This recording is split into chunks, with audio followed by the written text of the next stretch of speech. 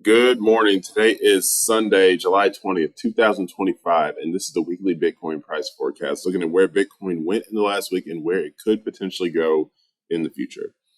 So this is an exciting week. It was crypto week this week. The major thing that happened was the passing of the three bills that were going through Congress and the House. They were officially signed into law last week. So you had the central bank, anti-central bank digital currency, anti-CBDC bill that passed. You had the Clarity Act and the Genius Act. Those are all signed into the law this week, and the market reacted favorably for sure. I mean, this is something that we've been waiting on for years and years and years. There's been a lot of regulatory uncertainty around like cryptocurrencies and how they're going to move forward and what the actual rules are. No, for years, no one knew what the rules were, and we were doing this whole thing of regulation by enforcement through the SEC, which really doesn't help anyone because, again, if you don't lay the rules out, no one knows. It stifles innovation. It really does stifle innovation because you don't have a clear framework as to what you can and cannot do. But with the passage of these different acts, you can really see that this is an absolute win for crypto in America. And I mean, moving forward, it's just going to be fantastic for anyone who's in the space. I mean, we're really at the beginning. So, we see Bitcoin right now at $118,000, which people are like, oh man, this is a really big number for most people. And this is only the beginning. I mean, we will see Bitcoin in the 7-figure range. We will see Bitcoin in the 8-figure range. We will. Just because, I mean, that's how this thing works. This is math. This is not my opinion. It's not going to happen overnight. But, over the next 5-10 years, you will see absolute rapid advancement as you really start to see Bitcoin and crypto arms race and people getting in where they can. So, even us seeing this at 18,000 right now, we still have a fantastic opportunity to continue and to see to get in at a good price and just continue to ride the wave up as over time. So I think we'll see a lot of capital rotation into Bitcoin, a lot into crypto overall. And yeah, the entire financial landscape is shifting now. It's shifting into something different than what we've had in the last several decades. So it's good. It's definitely good to see. So we will talk about the technicals as we always do. This is the monthly chart. Kind of a longer intro there today, but again, this has been a great week for crypto, and it's really set us up for the next coming years. So again, with that, July has been a good month. We're on the 20th day of the month, so 2/3 of the way through the month.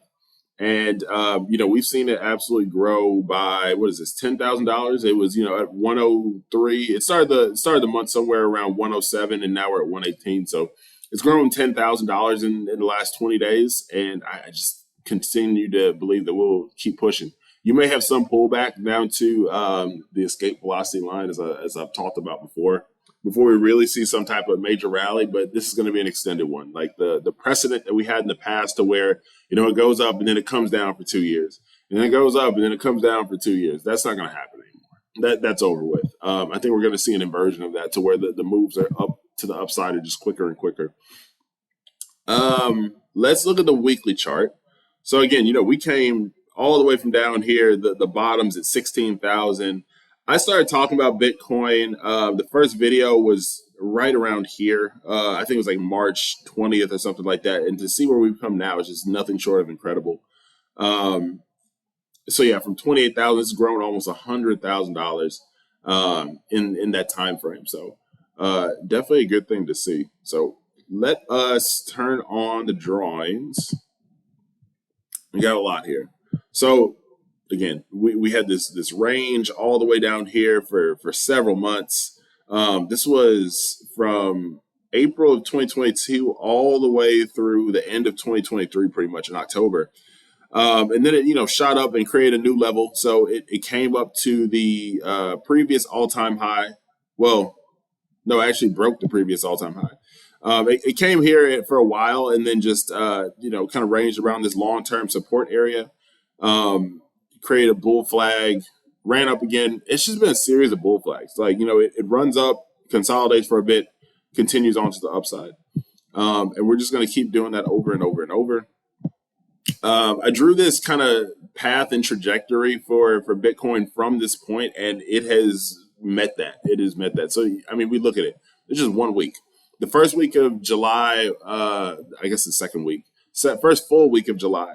from Monday the 7th all the way. This was a move for $9,000. It went $9,000 in the span of a week.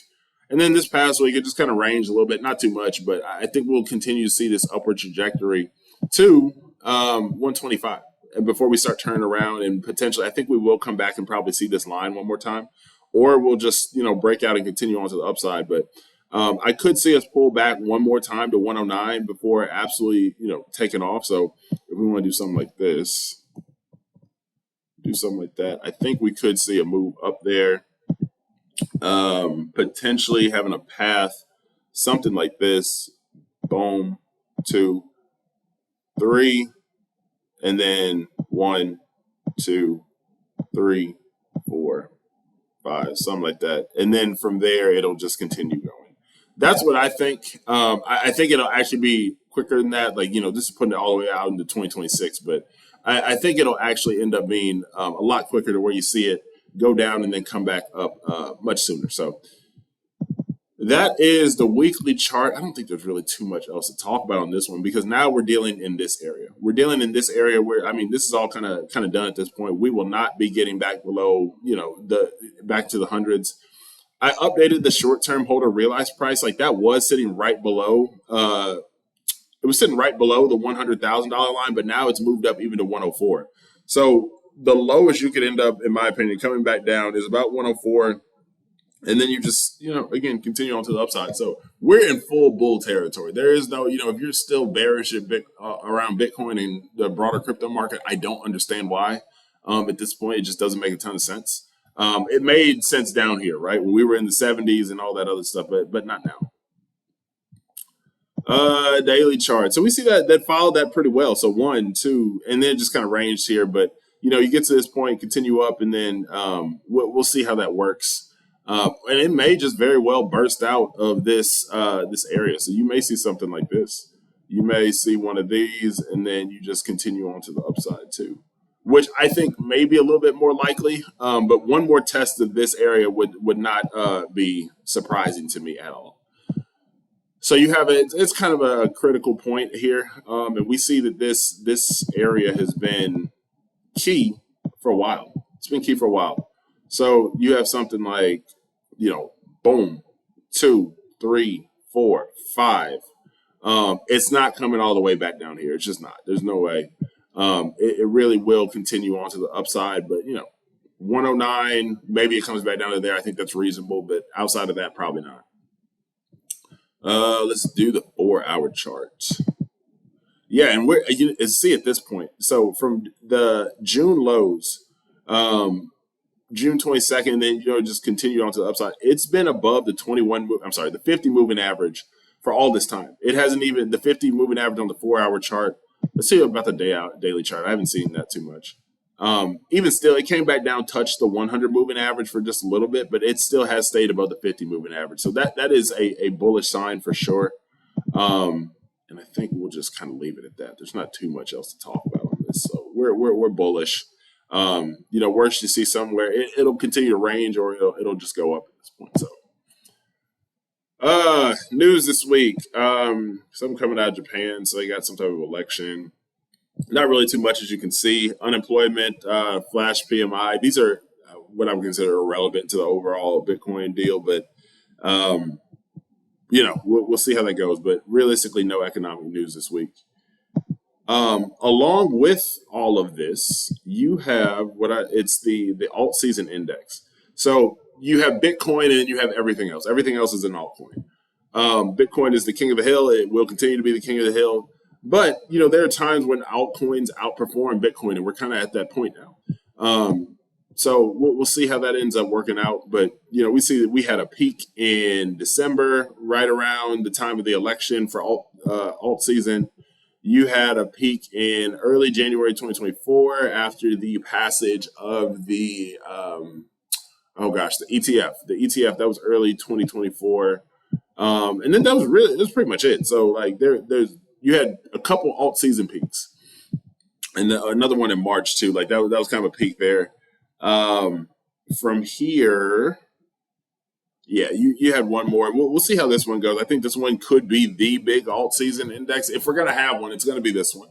But again, I'm not sure if we're going to see everything tank again in the same ways that it has previously, because now we do have a lot more regulatory framework around it. So, um, performance over the last 90 days, last 3 months. So Bitcoin rose 33% over the last 3 months. Again, it's getting bigger. So 33% may be billions and billions of dollars at this point. So I think Bitcoin's market cap is about 2 trillion. So a 33% increase is like, oh gosh, what is that? So like $66 billion or something like that, or $600 billion. I can't remember. I'd have to do that math, but we see a lot more now are starting to outperform Bitcoin. So, I mean, that is something that we kind of expect to see. Aave, major lending platform, Ethereum has had a great month. But, again, this is a Bitcoin price forecast. So Hype, which is one of the biggest exchanges on Bitcoin, I'm sorry, on in crypto, one of the biggest trading exchanges for sure, for perpetual futures. There we go. Bonk, it's had a good surge, especially with they just released some type of pump fund was a thing, and it still is a thing. But Bonk also released a swap, and they released basically a platform that allows people to create tokens. So they've seen a surge recently, so that's good. But as you can see, like Bitcoin's square in the middle. It's not over here. It's not outperforming everything else. We're starting to see now that some of these other ones really are moving. In a major way. So that's the alt season index. The big thing I want to talk about this week is crypto week. How is this all shaping out? So what is the Genius Act, the Clarity Act, and the Anti-CBDC Act? So really what this is, like you have the Genius Act, which is most of this is about stable coins and Clarity. So 1-to-1 back reserve. So for every stable coin, there is $1 attached to it. There are monthly audits, which is a much higher frequency than what we've been doing with audits and whatnot. The Fed and Treasury oversight. So these big governing bodies are taking a look at it consistently, and then protection for users in insolvency. So if anything happens to this framework, hey, there's some protection there. Kind of similar to the oh gosh, what's the banking one? It is escaping me at this point. I'll think of it in a second, and then I'll see it. FDIC. There it is. The FDIC. That's what I'm thinking of. So I don't know if it's to that extent, but there does seem to be some protections. I can probably make a whole video about just these, but I'm going to condense this into what the main points are. The Clarity Act is another one. So it defines stablecoin payment and who can issue stablecoins, whether it be the Fed or the Treasury or whoever else it might be. Delivers regulatory certainty, protects consumers, fuels U.S. innovation, which, again, there's been a big push for America to be a crypto superpower. And then it also enforces, that American dominance in global finance, as we have for decades. So, and finally, the big one, the Anti-CBDC Act. So central bank digital currencies, CBDCs, they are basically, it's total control. It's financial slavery, in my opinion. When there is a body that can determine what currency that it's these digital currencies, they turn your money on and off. Maybe if you say something they don't like on Twitter, you don't want that. You really don't. You want something that you don't want it. It's trackable, it's programmable, it's a major surveillance. So they're trying to get away from that. So we see that we're moving more and more away from cash, but we are moving to a more digital landscape. And this is really a protection for people so that we don't end up in some type of situation where we have, digital financial slavery. That's really what people are trying to avoid here. Like there's been big discussion over CBDCs and anti-CBDCs and all that good type of stuff. So, yeah, so I mean, this is kind of an outlay. So CBDCs, digital currency issued by a bank and backed by a centralized financial authority. A stablecoin, it's privately issued, pegged to another currency, maybe, or commodity. So it could be pegged to gold, it could be pegged to the dollar or the euro, the pound, or Bitcoin. All these other things that hold a value. USDC, USDT, all these other ones issued by a central bank, issued by regulated banks and non-bank entities. And so on and so forth. So this is the overall look at CBDCs and stablecoins. So I mean, this is a good thread on Twitter. I do like to go on threads and whatnot and see what they have to say. But like I said, for me to go into all this would take a much longer video. So we're not going to do that. That's beyond the scope of the Bitcoin forecast. But we'll see. So overall, that's been it, y'all. This is it's been a fantastic run for sure, and we're not even close to being over yet. So, and we'll just keep on pushing. So, this has been Chris Talks Crypto. Check out your crypto-based resources on christalkscrypto.com, and I will see y'all on the moon. Y'all take care. Bye-bye.